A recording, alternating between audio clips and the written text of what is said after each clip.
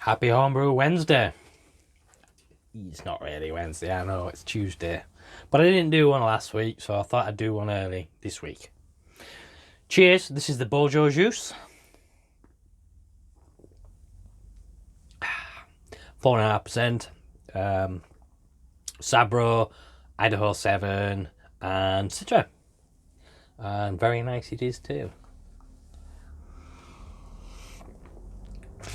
Malt used, pale malt, lager malt, pilsner malt, and extra dark crystal, which was used because I didn't have any normal crystal, so I didn't use a great deal, but certainly gives it that sunburst colour. And torrefied wheat just for a bit of head, but it's not holding very well at the minute. So, what have we been doing and why are we doing a video? Well, I've been very busy actually. Beer-wise, I mean, rather than just busy. Everyone's busy, even in furlough. But no, I've been beer busy. Last week, I didn't do a video. Yes, and I'm very sorry. And the reason was I was a bit hungover still on the Wednesday and didn't want to drink, and I didn't want to drink on the Thursday, and it wasn't until the Friday before I even thought about having a drink, and I had a drink Friday evening, so I didn't do it. Tuesday I'd been at Mr. Michael Walker, Mr. Michael Ockroy's house. Friend of mine, he only lives around the corner. He's been brewing. He's done 3 or 4, maybe even 5 all grain kits so far, brewing the bag. And I said, let's have a brew day, I'll come round. And I did, and I went round, and thank you, Michael. It was a lovely day, lovely time spent with you and your dear wife. He brewed, I mainly watched and drank. I took some beers round, shared some. We had some of the Bojo juice, and I tried. And me, it's a bit of gas. We tried some of his beers, and they were very nice. I really enjoyed them. I remember, I remember the cream ale. That's the one that stands out. Is it a cream ale? Was it a cream ale? Yeah, I think it was, because I've never had a cream ale before, and so that's why it sticks in my head. I'd have to look back. There is video footage, so I will be making a video. Hopefully, the beer that we were making that day was a Saison, a malt Miller Saison, and I can't remember whose recipe it is. He did tell me all this at the time, and I did video some. I did take some footage, and I will do a video, and I'm hoping at some point I may get to try one of those, and I'll do the video all together with the footage. But he is camera shy, so it wasn't a lot of footage, and he wasn't involved in it because he didn't like that idea himself. Okay, don't blame him. If you don't want to do it, you don't want to do it. That's fine.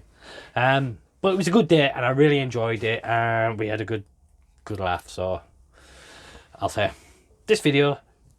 Cheers for Mike Ockroy, top brewer and top friend. Anyway, so after that little plug for my friend, what else beer wise? Well, we had a delivery. Came yesterday. I'm very happy to show you. This is the new Wi-Fi conical fermenter from Grandfather, and I bought one. I wasn't fussed about getting one. If you watch my channel and you've been watching my videos, you know I wasn't planning on or expecting to get the new Wi-Fi version. I just happened to decide that I need to buy a fermenter. I'd had the trouble with the auto siphon. The auto siphon, of course, it was just causing the air to get through, and so I looked for a new auto siphon and got some spares for the auto siphons of the silicon ring, or the whatever it is, the ring that gasket that will use to hold, well, you know what I mean, the gasket bit. So I've got some spares of that and got a new outer siphon, but it's also the fact that we're having a new kitchen fitted at some point. Obviously, furloughs happened again, things have changed again, and so that's looking further back again. And so as it stands, we're not doing that yet, but I did need a solution to the problem of my fermentation fridge that's in the kitchen right now, which our kitchen's bug all. I will be removed and have to go because the missus says so. So what did you do? So I found a solution, was this. I can do the heating and all that, and when it comes to chilling through winters, not a problem. When it comes later on, then I'll come to that. I'll sort that when it comes to it and come up with a solution, I suppose, somehow. My first view is just chuck it in the keezer and chill it that way. Well, there. That's that sorted. I got this, and this leads me on nicely on to my next point, which is what I'm coming up with next for videos. Because, I mean, I can stand here and talk. I could talk till doomsday, really. Chatting about beer and stuff and bollocks and all that kind of thing. Having a beer and chatting. I love that kind of thing. But that's probably not what you all want to watch. You get bored very quickly, I imagine, because I do too. So what I am going to come up with is some videos. And some videos on this, which is the new Wi-Fi version of the conical fermenter, and why? Because I can't find a great deal on it. Before it arrived, I was looking at things. I mean, right, I'll make a point now. I don't watch David Heath, so don't mention him, please. I'm nothing to do with his videos, and I won't watch it, whatever. So apart from him, there's very little out there about it, and I don't even know if he's got a Wi-Fi version with the Wi-Fi controller, the new one, because it's only just come out. If he has, nice for him. But so I'm going to do I don't want to say reviews on it. First thing first, you have to fit the new let me just show you, right. This is the new controller, and it has to be wired in. And when I say wired in, you take off the old back plate. It used to be that you had a controller and you'd stick it on, it was magnetically connect and blah blah blah, because it had a back plate there and you stuck the actual controller on. It doesn't now. You have to take the back plate off and then clip the wires on. They're clipped together wires, so it's not like fucking wiring and soldering, but it is clipping, and then you have to use some self-adhesive tape and self-adhesive. Yeah, I suppose it's self-adhesive. No, it's not self-adhesive. It's self-sealing. That's the word. Self-sealing tape. You have to put the self-sealing tape on, wrap round, to help protect it from condensation and moisture, etc. The connections, and then screw it back together. Right, so maybe just get it back. So I have taken some video footage of that, not yet the wrapping and that, because there's far too many F words in that whilst I was doing that, because it's not easy using the self-sealing tape, because it comes on a roll, and as you're unrolling it, it tends to curl up on itself and stick itself. And yeah, it was not fun. It wasn't a fun process.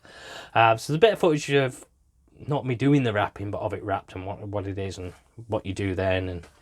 And so I am hoping to do some videos about that, because that's a bit different. I think that's now going to become a permanent feature. They've obviously rushed it out on this fermenter, I think, because I think this is the same controller as the G70.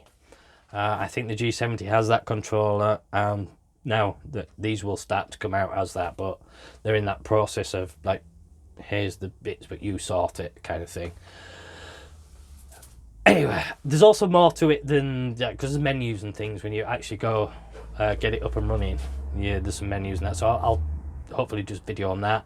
I did a brew today, which was Ruby Mild, and so we had it. I took some footage of that as well. Being as I am now, furloughed for this extra month, and kids are at school, I have some spare time, so I'm hoping to do that. I took some footage of that. That's the Ruby Mile. I took some footage of that, so I'll do hopefully a video. I plan a grain to glass. I haven't done a grain to glass in a long time. I think the last grain to glass I did was probably the Old Ale, so I'll hoping to do a video on that.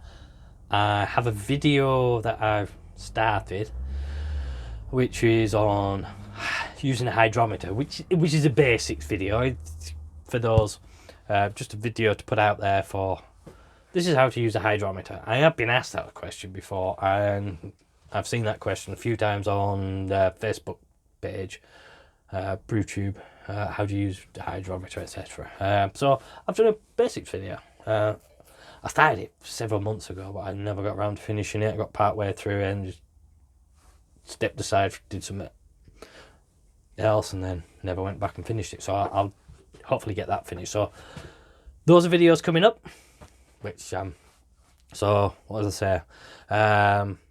More of these, obviously, me talking shite. I like these are I like talking shite. These are easy, and just do them and then post them. Some on the Wi-Fi control, because I haven't seen any out there, and I think there should be some. Am I the person to do it? Probably not. They'll be better out there in the end eventually, but I'll have a go now.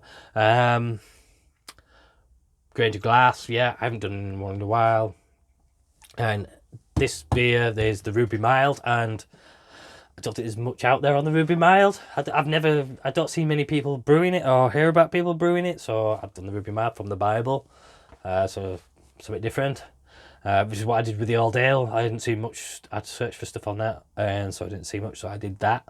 And my brew day with my friend Mike, and yes, so hopefully more content to come.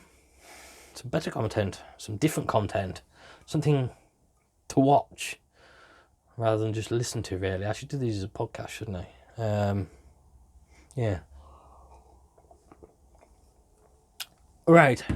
What else is come? This is, so I've done the dark.